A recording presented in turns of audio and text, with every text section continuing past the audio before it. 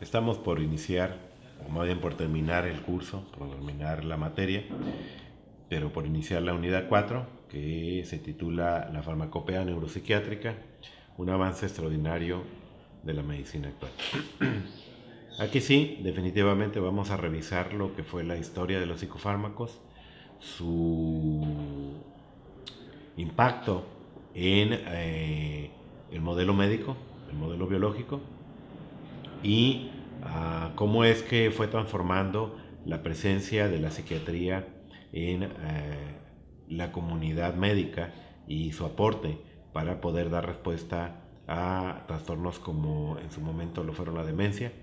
que fue una de las entidades más estudiadas, pero también vamos a ver cómo de pronto en los trastornos afectivos empieza a tener una presencia importante, y no se diga ahí en la esquizofrenia, que es otro de los trastornos que tanta dificultad dieron para poder ser manejados en un inicio.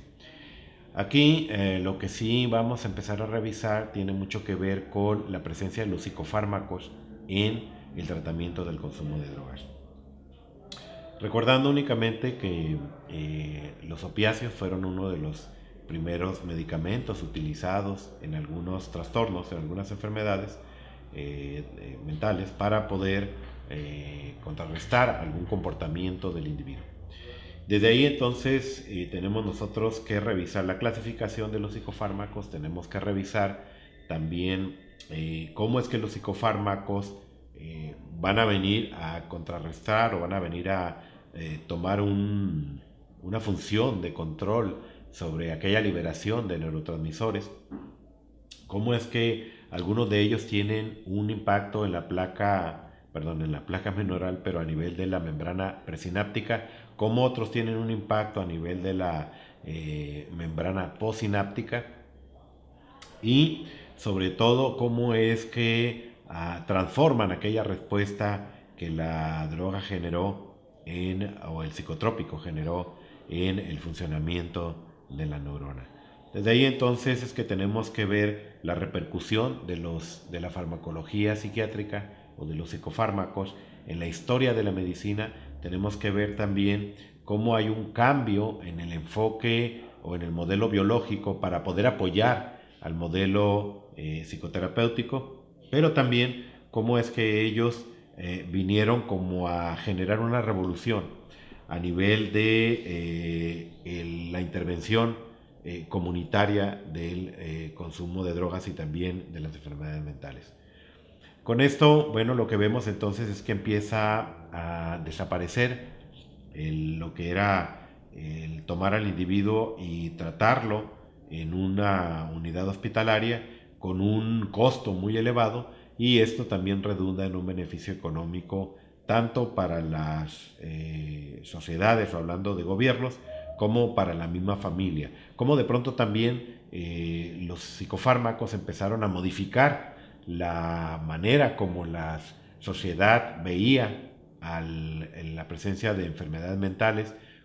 cómo ve de pronto también el poder reinsertar o reincorporar al individuo a la sociedad, pero a un corto plazo, ya no tanto a un largo plazo. Aquí ya empiezan a aparecer términos como desintoxicación, términos como manejo del síndrome de abstinencia. Esto es algo que se llama el uso de psicofármacos para la estabilización biológica del individuo, y tener entonces la oportunidad que el individuo pueda estar como un poquito más centrado en un pensamiento reflexivo, analítico, para poder incidir con los aspectos psicoterapéuticos. Quiero hacer la aclaración: los psicofármacos son una parte de la alternativa en el manejo de los síndromes de intoxicación y abstinencia por psicotrópicos. No lo es el tratamiento único. Aquí sí quiero hacer esta aclaración. Y aquí tiene mucho que ver el aspecto de que el individuo, de acuerdo a estándares de calidad a nivel internacional, en enfoques de tratamiento eficaces para el consumo de drogas, considera que si es un individuo que se puede evaluar y se diagnostica que tiene una dependencia a algún psicotrópico, esa es una enfermedad. Y si es una enfermedad, entonces hay que ver qué impacto tuvo a nivel del cuerpo, a nivel del cerebro, esa droga, qué impacto tuvo a nivel de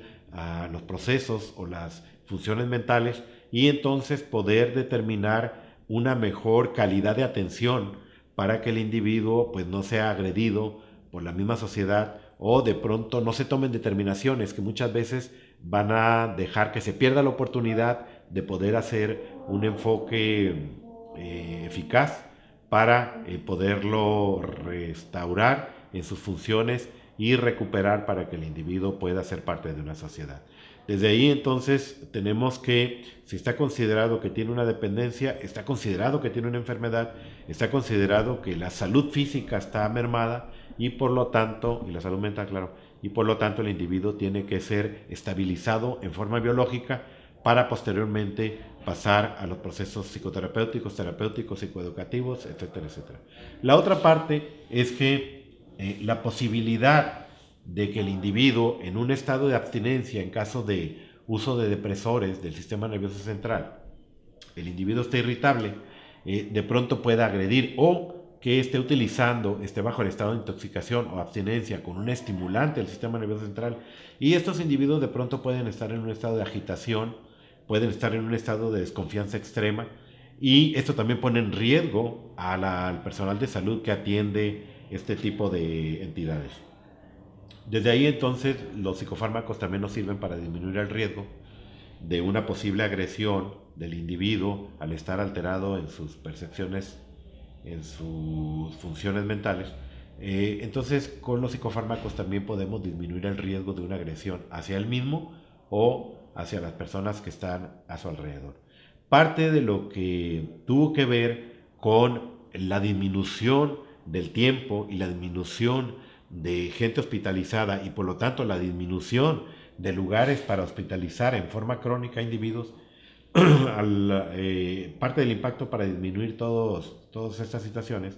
tuvo que ver con el control del comportamiento, con el control de los pensamientos. Pero cuando yo digo el control no me estoy refiriendo a enajenar al individuo, me estoy refiriendo a esa organización del pensamiento, a esa reestructuración de las ideas, a esa disminución de la posible agitación y agresión hacia la gente que está a su alrededor, y por lo tanto entonces la misma comunidad ahora acepta que un individuo pueda estar en su casa en un tratamiento ambulatorio sin hacerse tan necesario el tratamiento hospitalario. Todas estas ventajas es lo que vino a generar la farmacopea en la neuropsiquiatría,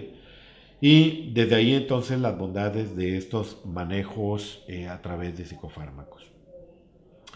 Entonces, lo que tenemos que nosotros revisar es cuáles son realmente las ventajas de la psicofarmacología, desde el punto de vista de lo que hacemos cada uno de nosotros. Y desde ahí entonces nosotros tenemos que ver cuál es su lugar. ¿Cuál es su lugar? Y bueno, aquí sí quisiera aclararlo.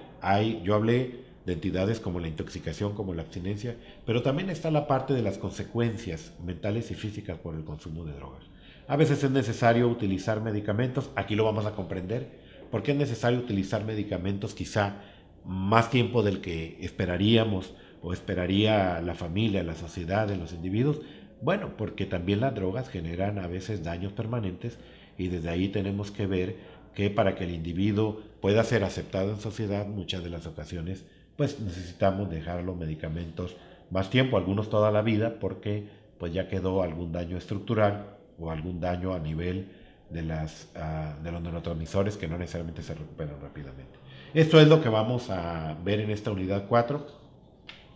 Igual hay que ver las lecturas básicas, ver las lecturas propuestas como alternativa, ver los videos y bueno, poder participar en el foro, y aquellas dudas, aquellas inquietudes, aquellas posturas que se pudieran dialogar, pues bueno, estaremos reflexionando sobre ellas.